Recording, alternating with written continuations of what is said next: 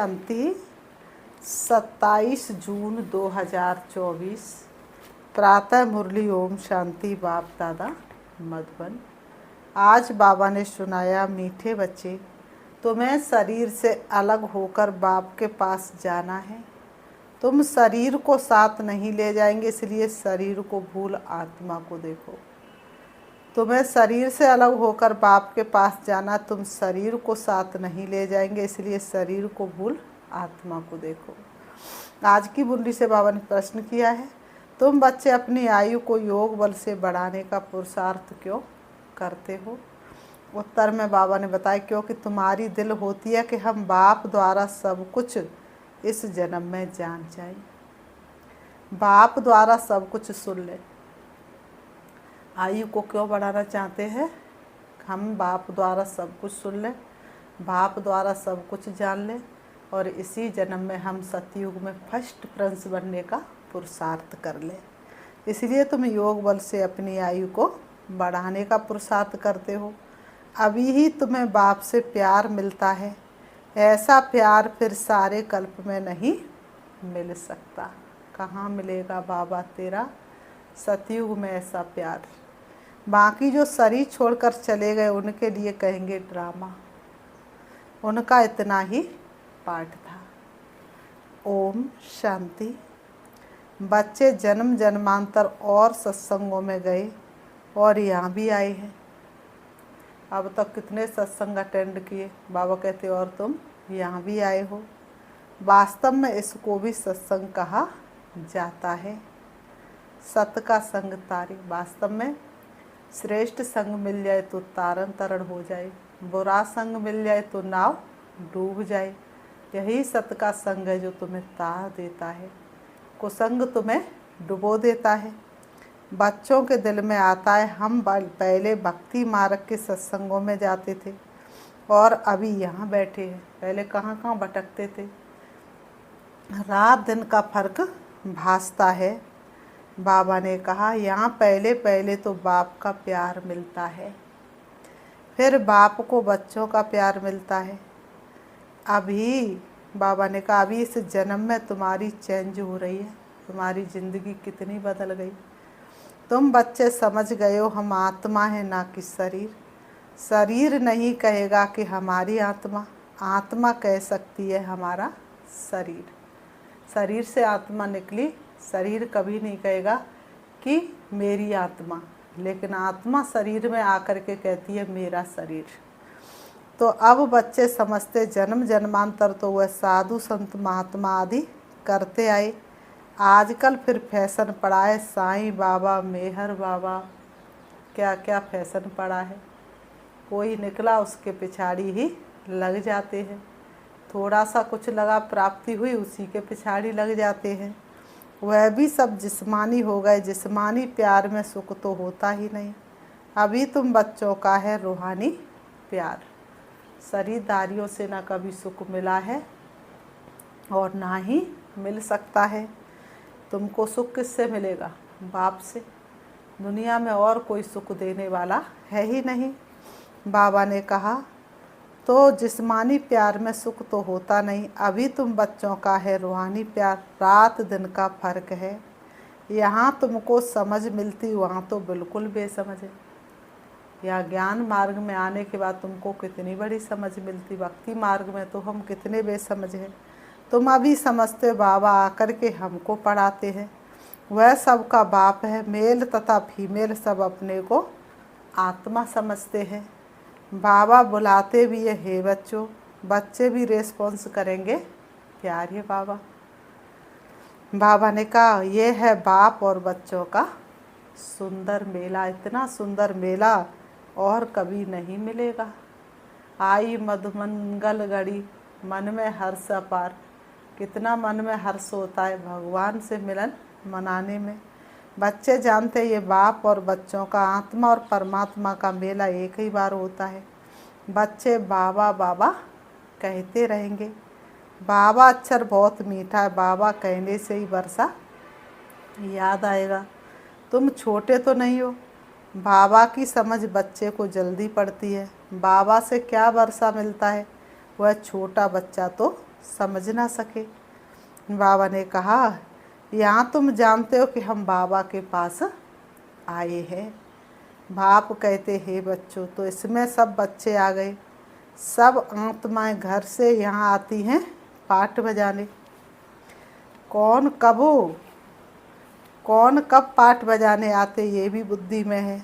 सबके सेक्शन अलग अलग हैं। परम धाम में सबके सेक्शन अलग अलग हैं। जहाँ से आते फिर पिछाड़ी में सब अपने अपने सेक्शन में जाते हैं। ये भी सब ड्रामा में नूद है। बाप किसको भेजते नहीं, अपने आप ही चले आते हैं। ऑटोमेटिकली ये ड्रामा बना हुआ है। हर एक अपने अपने धर्म में आते रहते। बुद्ध का धर्म स्थापन हुआ नहीं है तो कोई उस धर्म का आएगा नहीं। पहले पहले सूर्यवंशी चंद्रवंशी ही आते, जो बाप से अच्छी रीति पढ़ते वही नंबरवार सूर्यवंशी चंद्रवंशी में शरीर लेते हैं। वहाँ विकार की तो कोई बात नहीं। योग बल से आत्मा आकर गर्भ में प्रवेश करती है। उससे समझेंगे कि मेरी आत्मा इस शरीर में जाकर प्रवेश करेगी। बूढ़े समझते हमारी आत्मा योग बल से जाकर ये शरीर लेगी। सतयुग में किसी को मोह तो होता नहीं, तो शरीर छोड़ने वालों को भी पता होता है कि हम ये शरीर छोड़ कर के बच्चा बनेंगे। और माँ बाप को भी पता होता है कि वह बुजुर्ग की आत्मा हमारे घर में जन्म लेगी।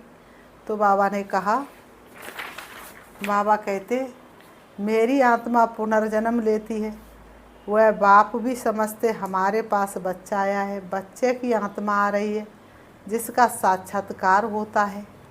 वह अपने लिए समझते हम जाकर दूसरे शरीर में प्रवेश करते हैं। ये भी विचार उठते हैं ना, ज़रूर वहाँ का कायदा होगा। बच्चा किस आयु में आएगा वहाँ तो सब रेगुलर चलता है ना।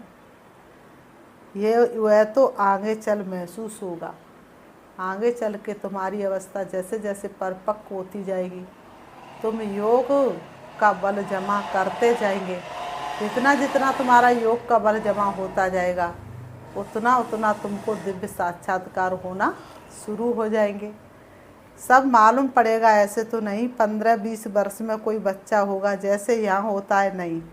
वहाँ आयु 150 वर्ष की होती है। तो बच्चा तब आएगा जब आधा लाइफ से थोड़ा आगे होंगे। 150 वर्ष की उम्र होती है, जब 80 साल के होंगे तब वहाँ बच्चा पैदा होगा। यहाँ की तरह तो नहीं कि 20 साल में बच्चा पैदा हो गया, या 15 साल की शादी हो गई तो 16 साल में बच्चा पैदा होगा। वहाँ तो ऐसा होगा नहीं। तो बाबा ने कहा वहाँ आयु 150 वर्ष की होती है, तो बच्चा तब आएगा जब आधा लाइफ से थोड़ा आगे होंगे। उस समय बच्चा आता है क्योंकि वहाँ आयु बड़ी होती है। एक ही तो बच्चा आना होता है, फिर बच्ची भी आनी है। कायदा होगा, पहले बच्चे की फिर बच्ची की। आत्मा आती है, 2 बच्चे होते ना सतयुग में, तो पहले बच्चा आएगा और फिर बच्ची आएगी। विवेक कहता है पहले बच्चा आना चाहिए, पहले मेल पीछे फीमेल। 8-10 वर्ष देरी से आएंगे। बाबा ने कहा सतयुग में 10 वर्ष का जब बच्चा हो जाएगा तब दूसरा बच्चा आएगा। आगे चल तुम बच्चों को सब साक्षात्कार होना है। कैसे वहाँ की रस्म रिवाज है, ये सब बातें नई दुनिया की बाप बैठ समझाते हैं। बाप ही नई दुनिया स्थापन करने वाला है। रस्म रिवाज भी ज़रूर सुनाते जाएंगे। आगे चल बहुत सुनाएंगे और तब साक्षात्कार होते रहेंगे। बच्चे कैसे पैदा होंगे कोई नई बात नहीं। बाबा ने कहा बच्चे कैसे पैदा होंगे सतयुग में कोई नई बात नहीं। तुम तो ऐसी जगह जाते हो जहाँ कल्प जाना ही पड़ता है। वैकुंठ तो अब नज़दीक आ गया है। कलियुगंत आ गया, वैकुंठ नज़दीक आ गया। अब तो बिल्कुल नज़दीक ही आकर पहुँचे हो। हर एक बात तुमको नज़दीक देखने में आएगी। जितना तुम ज्ञान योग में मजबूत होते जाएंगे, अनेक बार तुमने पार्ट बजाया है। अभी तुमको समझ मिलती है, जो ही तुम साथ ले जाएंगे यही समझ तुम साथ ले जाएंगे। बाबा ने कहा वहाँ की क्या रस्म रिवाज होगी सब जान जाएंगे। शुरू में तुमको सब साक्षात्कार हुए थे, उस समय तो अर्जुन तुम अल्प में पढ़ते थे, फिर लास्ट में भी ज़रूर तुमको साक्षात्कार होने चाहिए। सो बाप बैठ सुनाते हैं। वह सब देखने की चाहना तुमको यहाँ होगी। समझेंगे कहाँ शरीर ना छूट जाए, सब कुछ देख कर जाए। इतना योग बल जमा करो, इतना योग बल जमा करो जो सब कुछ देख करके फिर सतयुग में जाए। अभी शरीर छूटा तो छोटा बच्चा बनेंगे, तो फिर क्या देख पाएंगे। इसमें आयु बढ़ाने के लिए चाहिए योग बल। जो बाप से सब कुछ सुने, सब कुछ देखे, जो पहले से गए उनका चिंतन नहीं करना चाहिए। वह तो ड्रामा का पार्ट है, तकदीर में नहीं था। ज़्यादा बाप से लब लेना, क्योंकि जितना जितना तुम सर्विसेबल बनते हो तो बाप को बहुत बहुत प्यारे लगते हो। जितना सर्विस करते हो, जितना बाप को याद करते हो, वह याद जमती रहेगी। तुमको बहुत मज़ा आएगा। अभी तुम बनते हो ईश्वरी संतान। बाप कहते हैं तुम आत्मा हमारे पास थी ना। भक्ति मार्ग में मुक्ति के लिए बहुत परिश्रम करते हैं। जीवन मुक्ति को तो जानते ही नहीं। वह बहुत लवली ज्ञान है, ये बहुत लवली ज्ञान है। बहुत लव रहता है। बाप बाप भी है, टीचर भी है, सतगुरु भी है। सच्चा सच्चा सुप्रीम बाबा है जो हमको 21 जन्मों के लिए सुखधाम ले जाते हैं। कितने जन्म?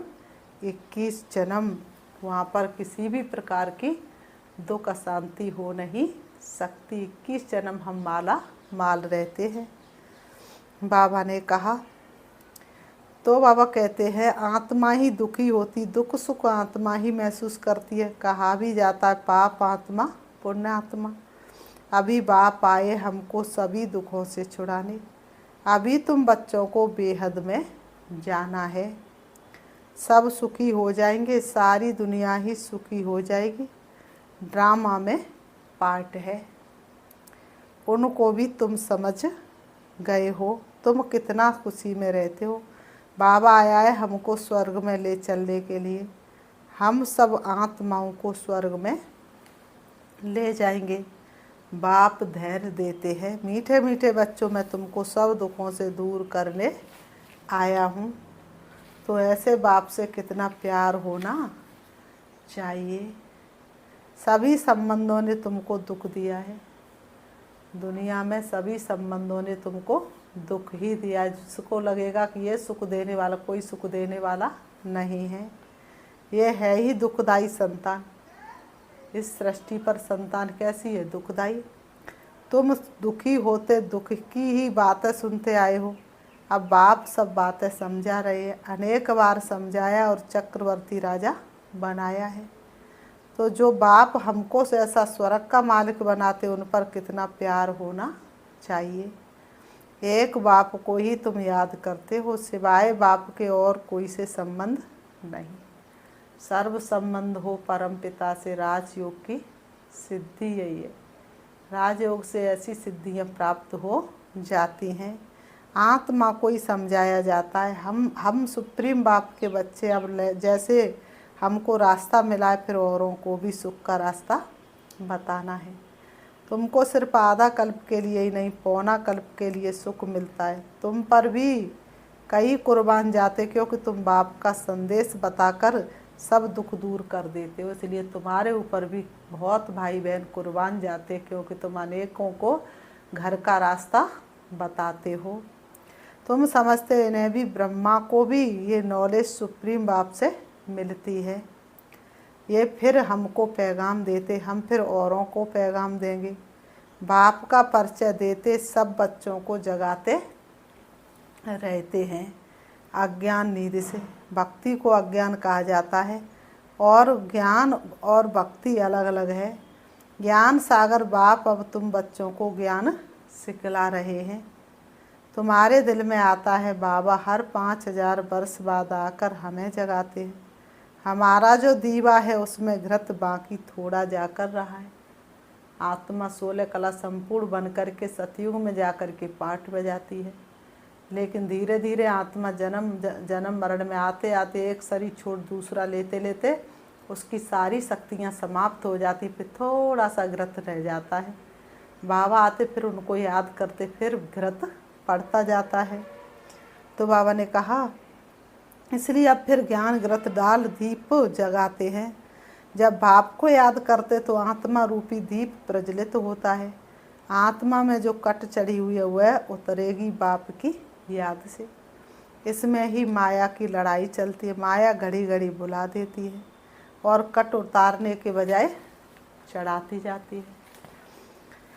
बाबा ने कहा बल्कि जितना उतरी थी उससे भी जास्ती चढ़ जाती है। बाप कहते बच्चे मुझे याद करो तो कट उतर जाएगी। इसमें मेहनत है, शरीर की कशिश ना हो। देही अभिमानी बनो, हम आत्माएं बाबा के पास शरीर सहित तो जो जा नहीं सकेंगे, शरीर से अलग होकर ही जाना है। आत्मा को देखने से कट उतरेगी, शरीर को देखने से कट चढ़ती है। कभी चढ़ती कभी उतरती है, ये चलता रहता है। आत्मा की कभी कट चढ़ती और कभी उतरती है, कभी नीचे कभी ऊपर, बड़ा नाजुक रास्ता है। ये होते होते पिछाड़ी में कर्मातीत अवस्था को पाते हैं। मुख्य हर बात में आँखें ही धोखा देती हैं। सबसे पहले कोई भी चीज़ किससे दिखाई देती है? आँखों से। तो मुख्य आँखें ही धोखा देती, इसलिए शरीर को ना देखो, है सबको ना देखो, शिव को देखो। शिव ही तो कल्याणकारी है। सबको देखेंगे तो शिव भूल जाएंगे, और शिव भूल जाएंगे तो बेड़ा गर्क हो जाएगा। हमारी बुद्धि शांतिधाम सुखधाम में लटकी हुई है और दैवी गुण भी धारण करने हैं। भोजन भी शुद्ध खाना है। अगर भोजन तामसी खाएंगे तो बुद्धि बाप से लग नहीं सकेगी। लोग सोचते ब्रह्मा कुमारियों का ये नियम है कि बाहर नहीं खाओ, लेकिन ऐसा कोई ब्रह्मा कुमारी का नियम नहीं है। लेकिन बाहर का खाओगे, वाइब्रेशन खराब होंगे तो तुम्हारा मन बाप से लग नहीं सकेगा। तो बाबा ने कहा, तो बाबा कहते हैं भोजन भी शुद्ध खाना देवताओं का पवित्र भोजन है। वैष्णव अक्षर विष्णु से निकला है। देवता कभी गंदी चीज़ थोड़े ही खाते होंगे। विष्णु का मंदिर है जिसको नर नारायण भी कहते हैं। अब लक्ष्मी नारायण तो साकारी ठहरे, उनको चार भुजा होनी नहीं चाहिए, परंतु भक्ति मार्ग में उनको भी चार भुजाएं दी है। इसको कहा जाता है बेहद का अज्ञान। समझते नहीं है कि चार भुजा वाला कोई मनुष्य तो हो नहीं सकता। सतयुग में दो भुजा वाले होते हैं। ब्रह्मा को भी दो भुजाएं हैं। ब्रह्मा की बेटी सरस्वती, उनको फिर मिलाकर चार भुजा दी है। अब सरस्वती कोई ब्रह्मा की स्त्री नहीं है, ये तो प्रजापिता ब्रह्मा की बेटी है। बाबा ने कहा जितने बच्चे अडॉप्ट होते जाते उतनी उनकी भुजाएं बढ़ती जाती हैं। ब्रह्मा की ही 1 से 8 भुजाएं कहते हैं, विष्णु व शंकर की नहीं कहेंगे। ब्रह्मा की भुजाएं बहुत हैं। भक्ति मार्ग में तो तुम कुछ समझ नहीं सकते। बाप आकर बच्चों को एक एक बात का रहस्य समझाते हैं। बाबा कहते हैं, बाबा ने कहा तुम कहते बाबा ने आकर हमको समझदार बनाया है। मनुष्य कहते हम शिव के भक्त हैं। अच्छा तुम शिव को क्या समझते हो? अभी तुम समझते शिव बाबा सब आत्माओं का बाप है, इसलिए उनकी पूजा करते। मुख्य बात बाप कहते हैं मामेकम याद करो।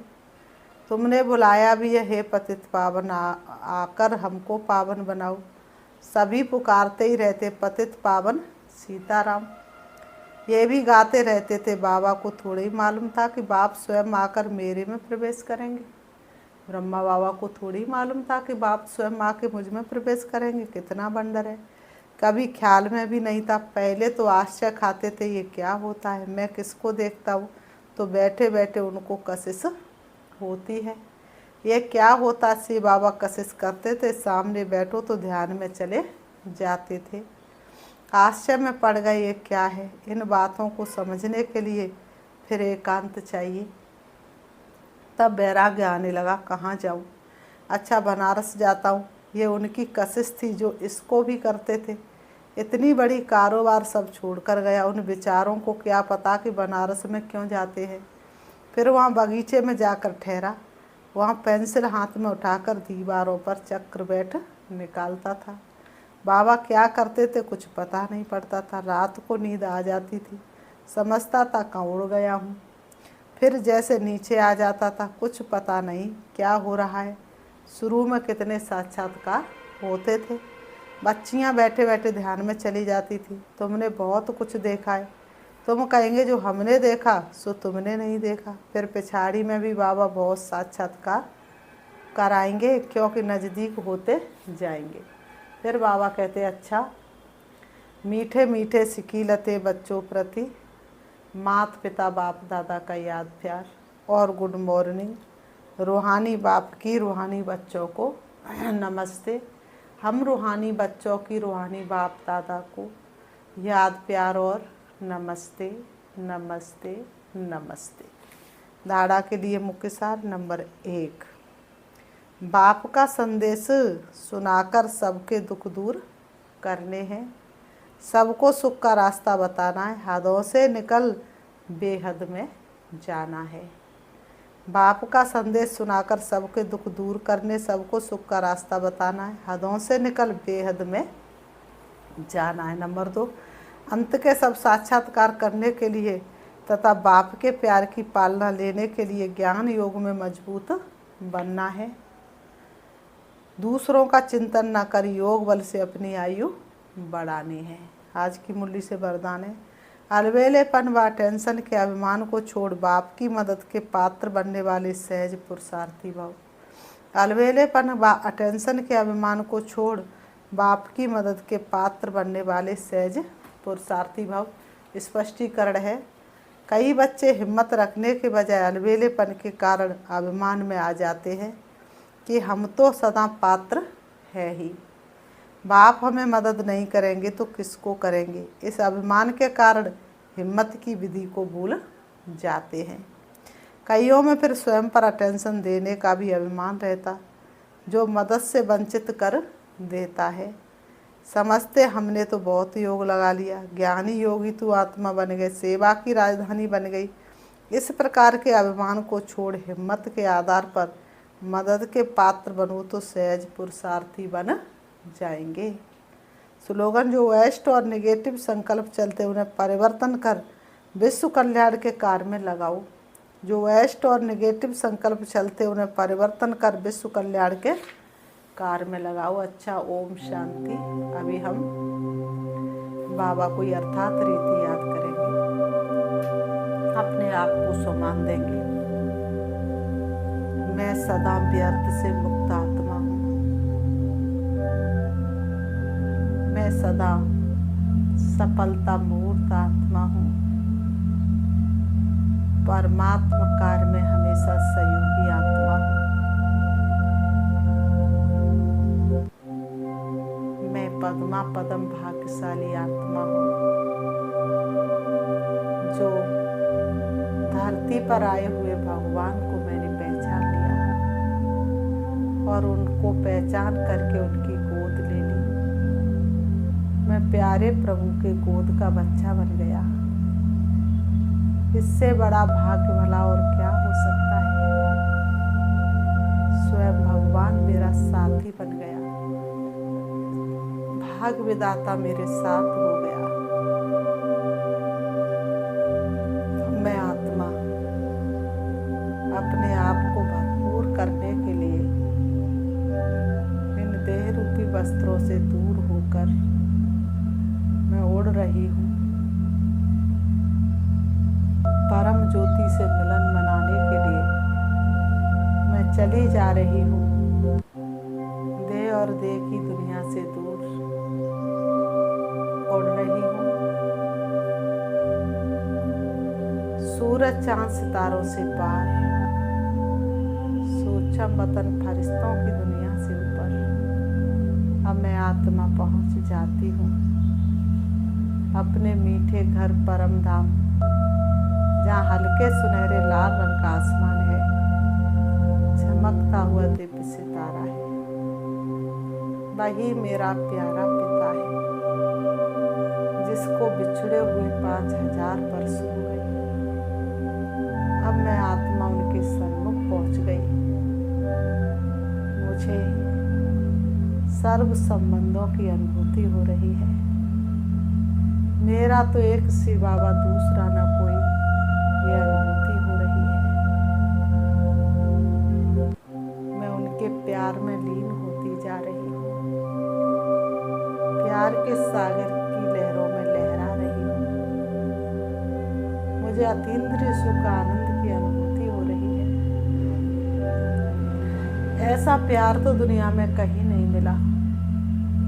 बाबा, मैं धन्य हो गई आपके प्यार को पा करके। देह और देह के संबंधी तो स्वार्थवश प्यार करते हैं। आपका निस्वार्थ प्यार पा करके मैं धन्य हो गई। अब मैं आत्मा से बाबा से शक्ति लेकर वापस आ रही हूँ। परम धाम से नीचे, सूक्ष्म वतन से भी नीचे, सूरज चांद सितारों से भी नीचे। अब मैं आत्मा आ गई सृष्टि रंगमंच पर। आकर के दोनों भ्रमों के बीच भ्रकुटी में विराजमान हो जाती हूँ। मुझे आत्मा में पहले से कई गुना ज्यादा शक्ति है। ओम शांति।